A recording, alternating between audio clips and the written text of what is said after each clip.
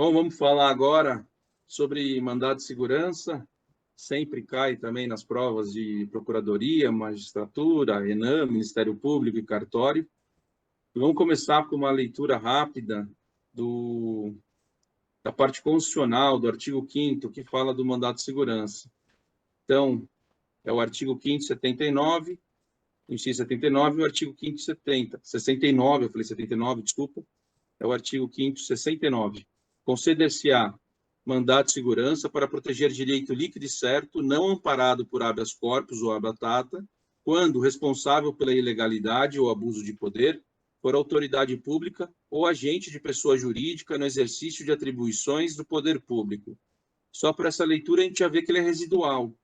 Ele só vai ser utilizado quando o direito líquido e certo não for amparado por habeas corpus ou habeas data.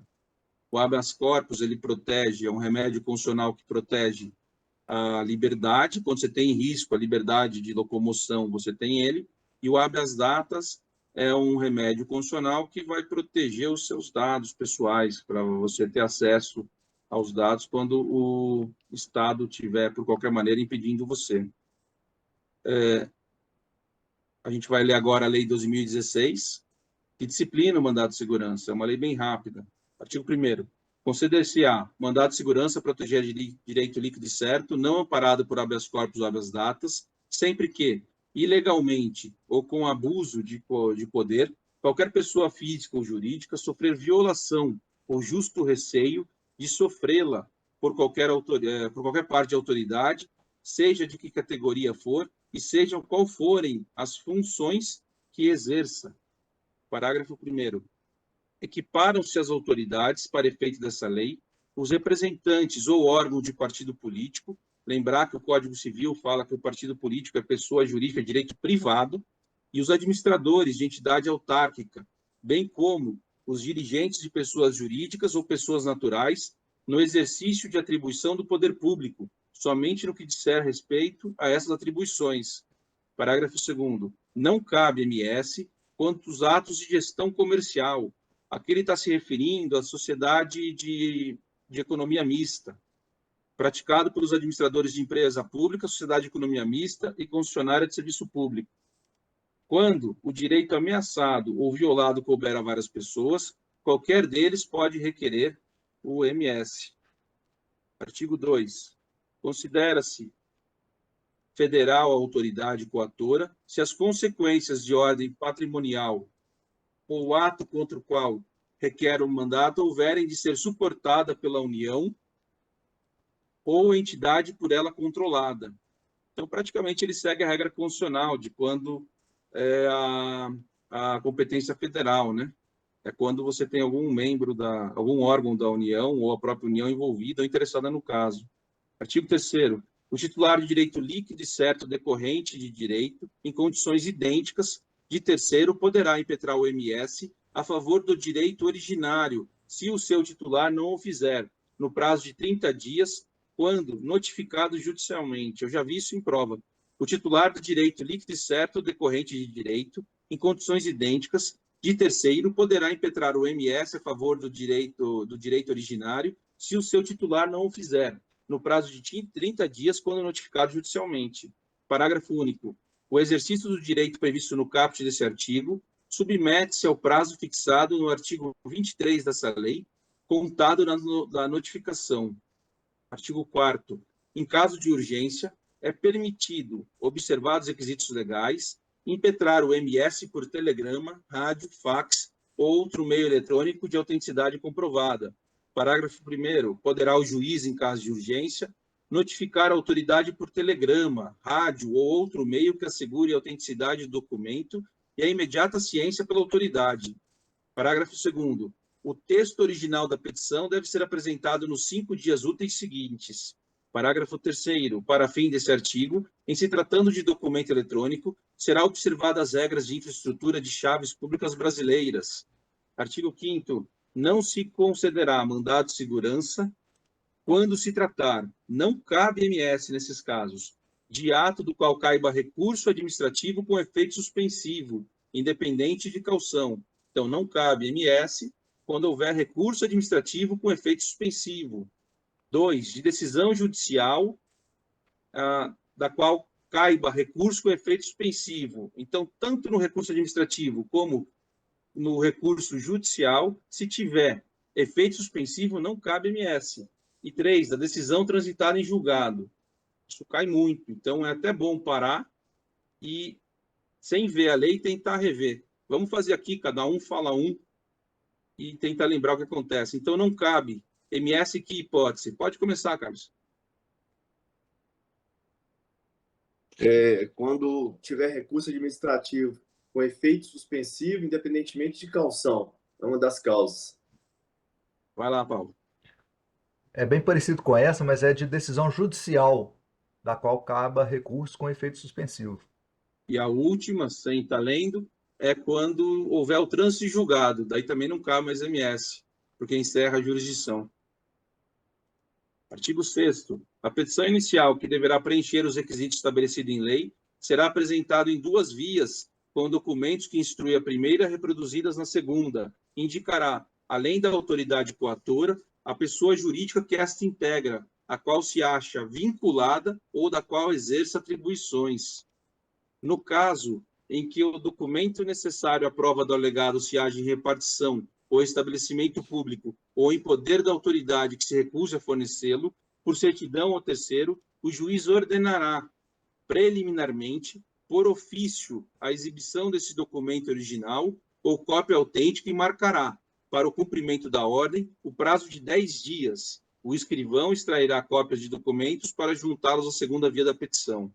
Parágrafo 2º. Se a autoridade tiver procedido dessa maneira por a própria coatora, a ordem far-se-á no próprio instrumento de notificação. Parágrafo 3º. Considera-se autoridade coatora aquela que tenha praticado o ato impugnado ou da qual emane a ordem para a sua prática. Parágrafo 5º. Denega-se o MS nos casos previstos pelo artigo 267 do Código de Processo Civil de 73. Artigo 6º. O pedido de MS pode ser renovado dentro do prazo decadencial se a decisão denegatória não lhe houver apreciado o mérito. Então, não apreciou o mérito, tem um prazo decadencial de 180 dias. Se tiver dentro desse prazo, pode ser renovado o MS. Artigo 7º.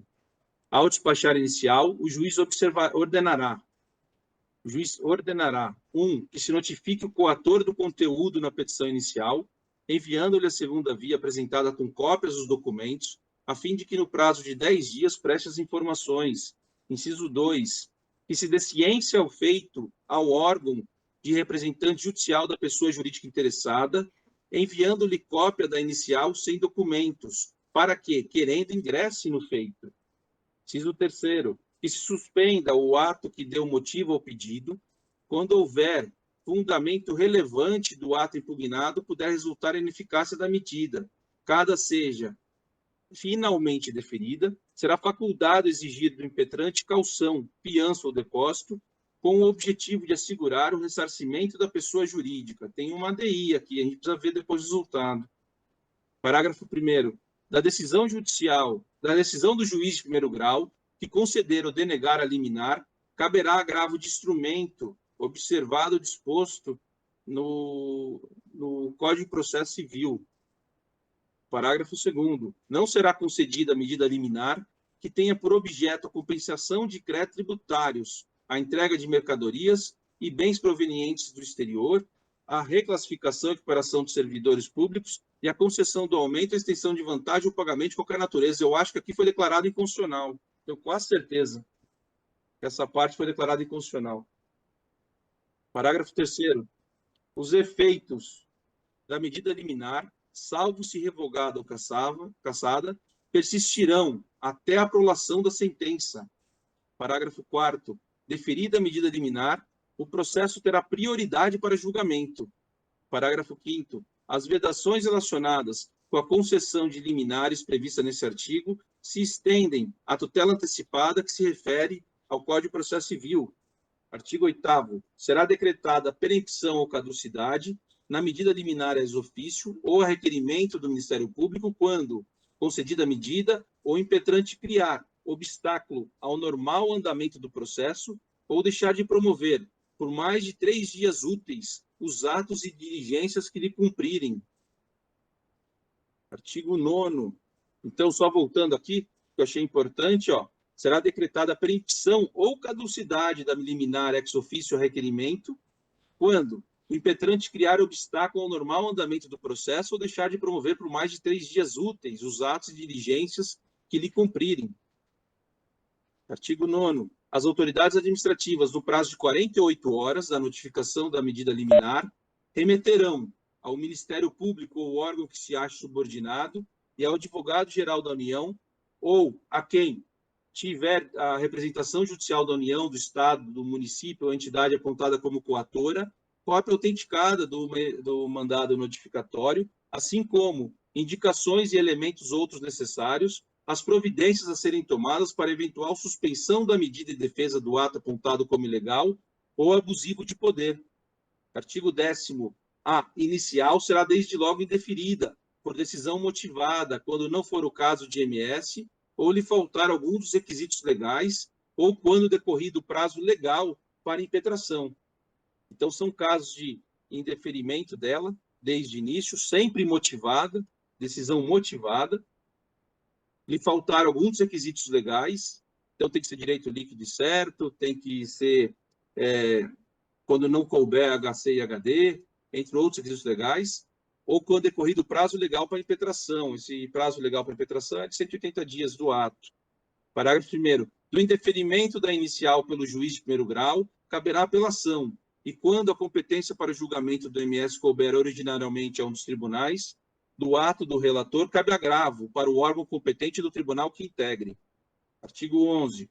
Feitas as notificações, o serventuário em cujo cartório corra o feito, juntará aos autos cópia autenticada do ofício endereçada ao coator e ao órgão de representação judicial da pessoa interessada, bem como prova da entrega a estes ou a sua recusa em aceitá-las, ou dar recibo, e no caso do parágrafo 4º desta lei, a comprovação da remessa. 12º. Fim do prazo que se refere ao inciso 1 do caput do artigo 7º desta lei, o juiz ouvirá o representante do MP, que opinará dentro do prazo improrrogável de 10 dias.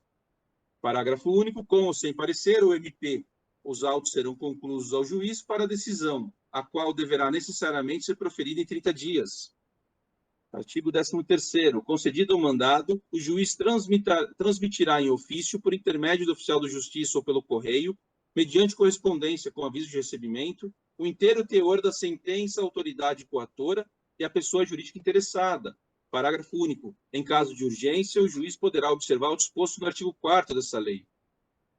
Artigo 14º. Da sentença denegatória ou concedendo o mandado, cabe apelação. Parágrafo 1º. Concedida a segurança, a sentença será sujeita obrigatoriamente ao duplo grau de jurisdição. Isso tem tudo para cair. Concedida a segurança. Por que concedida a segurança? Porque é contra o Estado. Então, quando é contra o Estado, obrigatoriamente é o duplo grau de jurisdição. Estende-se à autoridade coatora o direito de recorrer.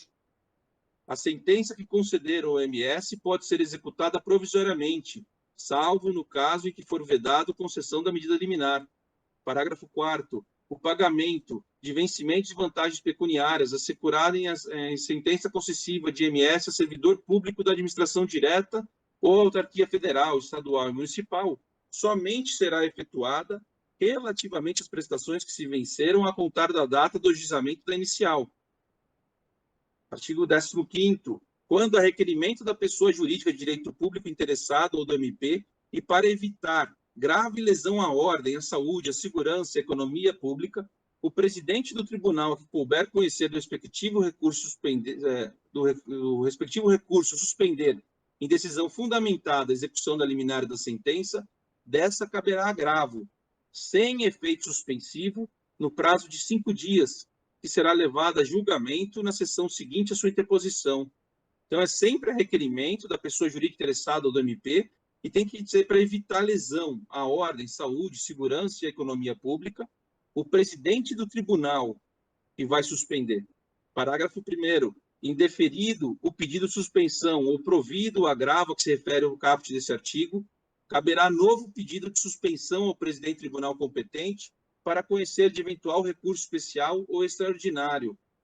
Parágrafo 2º. É cabível também o pedido de suspensão a que se refere o parágrafo 1º desse artigo, quando negado o provimento ao agravo de instrumento interposto contra a liminar a que se refere esse artigo. Parágrafo 3º. A interposição de agravo de instrumento contra a liminar concedida nas ações movidas contra o poder público e seus agentes não prejudicará, nem condiciona o julgamento de um pedido de suspensão a que se refere esse artigo. Parágrafo 4º. O presidente do tribunal poderá conferir ao pedido efeito suspensivo liminar se constatar, em juízo prévio, a plausibilidade do direito invocado e a urgência na concessão da medida. Artigo 16º. No caso de competência originária dos tribunais, caberá ao relator a instrução do processo, sendo assegurada a defesa oral na sessão de julgamento do mérito ou do pedido liminar. Parágrafo único. Da decisão do relator de conceder ou denegar a medida liminar, cabe agravo ao órgão competente do tribunal que integre. Artigo 17º. Nas decisões proferidas em MS e nos respectivos recursos, quando não publicado no prazo de 30 dias, contado da data do julgamento, o acórdão será substituído pelas respectivas notas taquigráficas, independente de revisão. 18º. Das decisões em MS proferidas em única instância pelos tribunais, cabe recurso especial e extraordinário, nos casos legalmente previstos, e recurso ordinário quando a ordem for denegada. Artigo 19. A sentença ou acordo que denegar mandado de segurança sem decidir o mérito, não impedirá que o requerente, por ação própria, pleiteie os seus direitos e os respectivos efeitos patrimoniais. Então, um exemplo aqui não respeitou aquele prazo de decadência para ingressar com o MS, você tem direito a utilizar uma ação ordinária. Artigo 20. Os processos de MS e os respectivos recursos terão prioridade sobre todos os atos judiciais, salvo habeas corpus. Na instância superior, deverão ser levados a julgamento na primeira sessão que se seguir a data em que forem conclusos ao relator. Parágrafo 2º. O prazo para conclusão dos autos não pode exceder a 5 dias. Agora a gente está entrando, a partir do artigo 21, no MS coletivo. Então, o mandado de segurança coletivo pode ser impetrado por quem? Por partido político com representação no Congresso Nacional, na defesa de seus interesses legítimos relativos a seus integrantes ou finalidade partidária, ou por organização sindical, entidade de classe ou associação legalmente constituída e em funcionamento há pelo menos 1 ano, em defesa de seus direitos líquidos e certos de totalidade ou de parte dos seus membros associados, na forma dos seus estatutos e desde que pertinente às suas finalidades, dispensando, para tanto, autorização especial. Parágrafo único. Os direitos protegidos pelo MS coletivo podem ser 1. Coletivos, assim, entendidos para efeito dessa lei, os transindividuais, de natureza indivisível, de que seja titular grupo ou categoria de pessoas ligadas entre si, ou com a parte contrária, por uma relação jurídica base. Individuais homogêneos, assim entendidos para efeito dessa lei, os decorrentes de origem comum e de atividade ou situação específica da totalidade ou de parte dos associados ou membro do impetrante. Aqui não entra os direitos difusos, né, que está na lei do consumidor, que fala os difusos, coletivos e individuais homogêneos. É só os coletivos e os individuais homogêneos. Artigo 22, no mandado de segurança coletivo, a sentença fará coisa julgada limitadamente a membros de grupos ou categorias substituído pelo impetrante. Parágrafo 1º. O mandado de segurança coletivo não induz litispendência para as ações individuais, mas os efeitos da coisa julgadas não beneficiarão o impetrante a título individual, se não requerer a desistência de seu MS no prazo de 30 dias, a contar da ciência comprovada da impetração da segurança coletiva. Aqui é interessante que, assim como na lei do mandado de junção, precisa ter a desistência. Se você não tiver a desistência, você não se aproveita. Já na lei de ação civil pública, não é desistência. Aqui vai estar a suspensão. Parágrafo 2º. No mandado de segurança coletiva, a liminar só poderá ser concedida após a audiência do representante judicial da pessoa jurídica de direito público que deverá se pronunciar no prazo de 72 horas. Acredito que aqui também tenha... Esse parágrafo segundo foi considerado inconstitucional, viu? Então, o parágrafo 2º foi declarado inconstitucional. Artigo 23. O direito de requerer mandado de segurança extingue-se-á decorrida 120 dias. Eu tinha falado 180, hein? Confundia. 120 dias, contado da ciência pelo interessado do ato impugnado. Eu tinha falado 180, eu tinha falado que era do ato. Não, é 120, contado da ciência pelo interessado do ato impugnado. Tem que ter a ciência. Artigo 24. Aplicam-se ao MS os artigos 46 a 49 do CPC de 73. Artigo 25. Não cabem, no processo de mandado de segurança, a interposição de embargos infringentes e a condenação ao pagamento de honorários advocatícios sem prejuízo da aplicação de sanção no caso de litigância de má-fé. Então, não cabem, no processo de mandado de segurança, a interposição de embargos infringentes e a condenação ao pagamento de honorários advocatícios. Aqui saiu há pouco tempo um informativo muito interessante. O que aconteceu? Teve um MS, a parte perdeu, então teve que devolver o dinheiro, ele tinha recebido durante o período preliminar, e a advocacia pública começou a exigir os honorários na execução. Falou que a execução poderia ter, que aqui ele limita ao caso do MS. E foi dito no informativo que não, que é em geral, é amplo, é em todos os processos de mandado de segurança. Inclusive, eles falaram que o mandado de segurança, com o novo CPC, o processo é sincrético, a execução é só mais uma parte do processo inicial. Então, nesse caso, em execução também não cabe, quando houver o caso, né, a ação de mandado de segurança, ela não visa cobrança, em regra, mas se houver, não cabe na execução cobrar também os honorários. Isso é coisa recente. Artigo 26. Constitui crime de desobediência nos termos do artigo 300 do Decreto-Lei 2.848, de 40, não cumprimento das decisões proferidas em mandado de segurança, sem prejuízo das sanções administrativas e da aplicação da Lei 1079, quando cabíveis. Então, é crime de desobediência o não cumprimento da decisão proferida em mandado de segurança. Artigo 27. O regimento dos tribunais e no que couber as leis de organização judiciária deverão ser adaptados à disposição dessa lei no prazo de 180 dias contado sua publicação. Então, a gente encerrou. Alguém quer fazer algum comentário? Tem alguma coisa para dizer? Paulo, Carlos? Como sempre, nós queremos dar os bônus, né, aos nossos ouvintes, mas vamos ter que fazer em outro vídeo aí. Eu sugiro a gente fazer um outro vídeo, Marcelo e Maurício, em que a gente pegue essa AD 4296 e faça uma leitura dela e pega aquelas jurisprudências em tese do mandado de junção e do mandado de segurança. Eu acho que é melhor mesmo. Então, a gente não publica esse, a gente não utiliza essa gravação, A gente faz usa, um outro, não, a gente usa essa gravação aqui e faz mais um, e né? daí faz a emenda. E faz um vídeo bônus sobre isso, ou uma revisão Ah, nossa, né? então tá bom, pode ser. Beleza? Então, a gente vai fazer uma parte bônus aqui falar sobre as ADINs, falar sobre a jurisprudência em tese e alguns dos julgados mais importantes sobre o mandato de segurança individual e coletivo. Alguém lembra de mais alguma coisa que quer falar? Para a gente ver se você lembra em prova, caso caia, lembra de alguma questão interessante? Vamos encerrar. Então, vamos encerrar.